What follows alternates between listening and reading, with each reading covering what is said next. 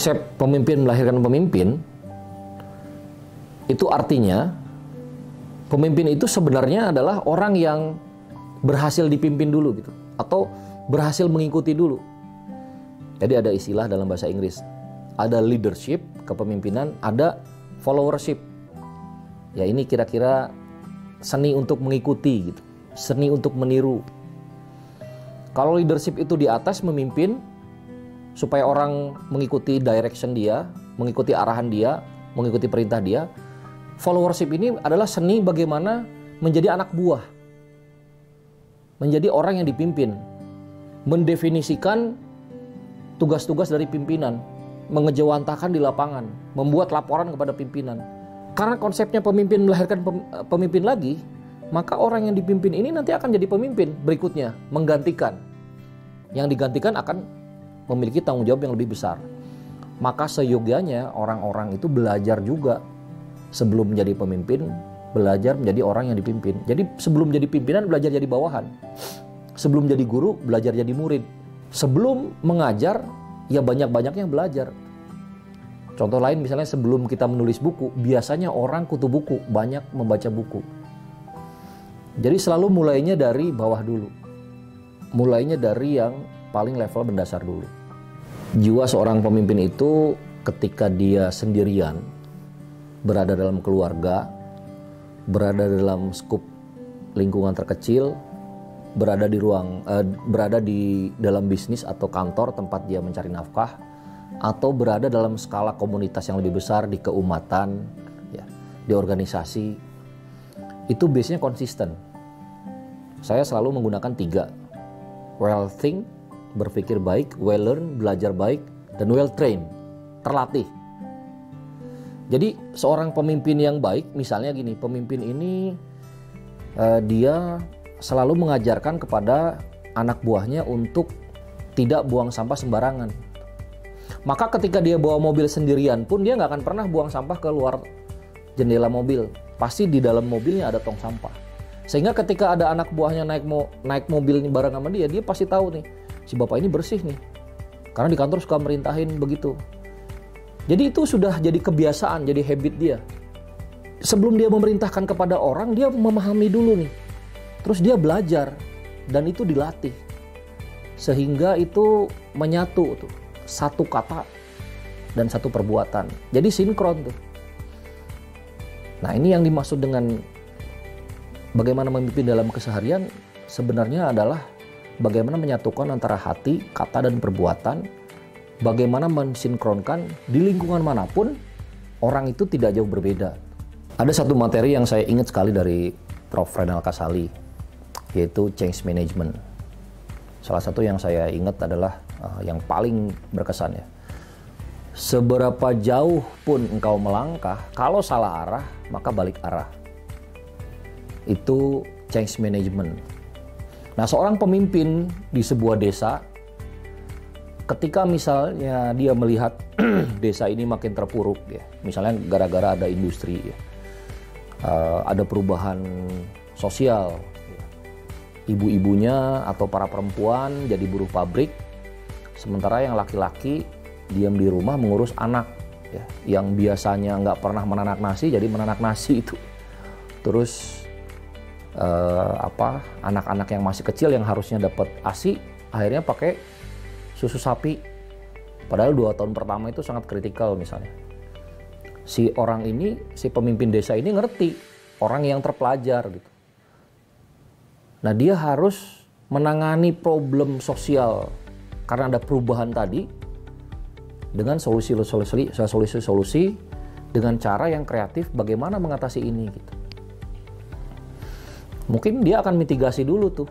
Dia akan melihat dulu masalahnya apa ini. Oh, ternyata pabrikan itu menerima perempuan karena pengen gampang aja. Pertama mungkin ya, ini gender nih ya, tapi kita hadapi aja gitu.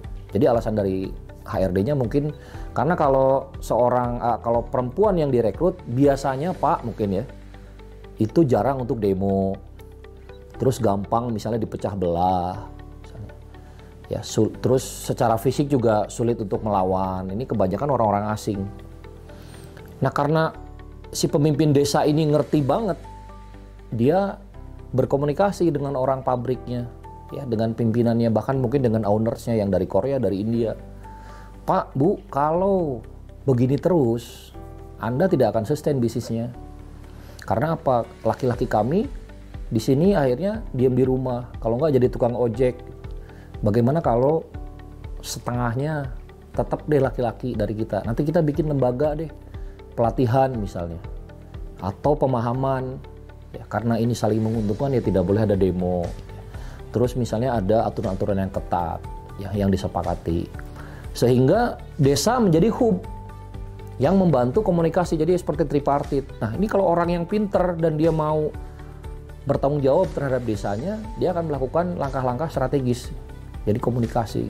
Nah, itu contoh bagaimana si pemimpin tadi melayani desanya.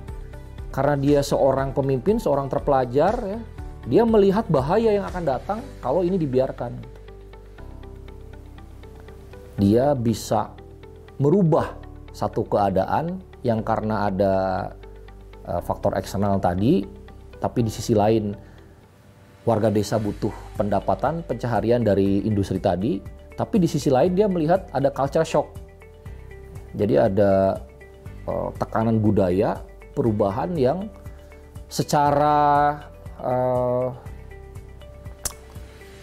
kultur, ya, secara fitrah itu melawan gitu, dan dia akan paham bahwa ini akan merusak masa depan generasinya gitu. Dia bisa membayangkan kalau 10 tahun pertama ya mungkin gak ada masalah, tapi anak-anak ini akan besar, gizinya nanti akan kurang, ya, karena tidak mendapatkan ASI. Terus kebutuhan batiniahnya anak-anak ini akan tidak terpenuhi, ya, karena seorang ayah memang tidak bisa seperti ibu kasih sayangnya. Sementara ibu yang punya kelebihan ini malah setiap pagi harus ke pabrik, ya, menjalankan mesin segala macam, ya. Ini ada shifting yang luar biasa gitu. Jadi dia bergerak untuk menggerakkan masyarakat gitu. Nah, kita butuh orang-orang seperti ini, orang-orang yang peduli seperti ini untuk mengatasi perubahan-perubahan ini, tapi disesuaikan dengan fitrah masyarakatnya, ya, sesuaikan dengan struktur kebiasaan masyarakat yang luhur, ya, kearifan lokalnya, tapi juga dengan memberikan solusi yang win-win solution. Terus cara dia menjalaninya dengan melayani kebutuhan kedua belah pihak. Saya kira ini yang harus diciptakan lebih banyak lagi pemimpin-pemimpin seperti ini. Setelah mengetahui bagaimana kepemimpinan itu terjadi, efektivitasnya bagaimana, pembentukan kepemimpinan mulai dari keluarga, terus apakah itu diturunkan atau diciptakan, akhirnya kita bisa memahami bahwa kepemimpinan efektif itu adalah keteladanan. Dan setiap orang adalah pemimpin. Setiap orang punya beban kepemimpinan. Minimal memimpin dirinya sendiri. Otak, ya, pikiran, anggota tubuhnya, hasratnya, keinginannya, itu dia harus memimpin. Begitu banyak orang yang tidak mampu memimpin satu keluarga, satu komunitas, satu perusahaan, satu lembaga, karena simple, dia kerepotan memimpin dirinya sendiri. Maka faktor yang paling utama adalah bagaimana orang bisa berdikari, bisa mandiri, bisa tanpa pengaruh orang lain, dia bisa memimpin dirinya dan berhasil dalam bidang apapun yang dia tekuni. Setelah dia berhasil, dia pasti ada rekam jejak, ada footprint, ada pola-pola yang menurut dia bagus, dan dia ajarkan. Sehingga kebiasaan-kebiasaan baik ini ditularkan kepada orang lain. Nah, pembentukan kepemimpinan tadi, ya, mulai dari sejak dini, ya, mulai dari pembentukan keluarga. Setelah berkeluarga nanti punya keturunan, ya, punya kerabat. Nah, dalam keluarga-keluarga itu ternyata kan berkerabat. Itu ternyata kan ada kepala-kepala keluarga, ya. Kepala-kepala keluarga itu akhirnya menentukan lagi. Kalau di Arab dulu ada disebut dengan kabilah. Kabilah itu kan ada satu trah, satu garis. Nah, dari situ muncul tuh mana yang paling bisa memimpin. Ada Umar bin Khattab, padahal anak kedua, tapi dia bisa memimpin satu kabilah. Karena apa? Karena memang cerdas, karena memang berani. Akhirnya walaupun dia anak kedua, dalam satu keluarga khatab itu klan yang kecil, dia memimpin.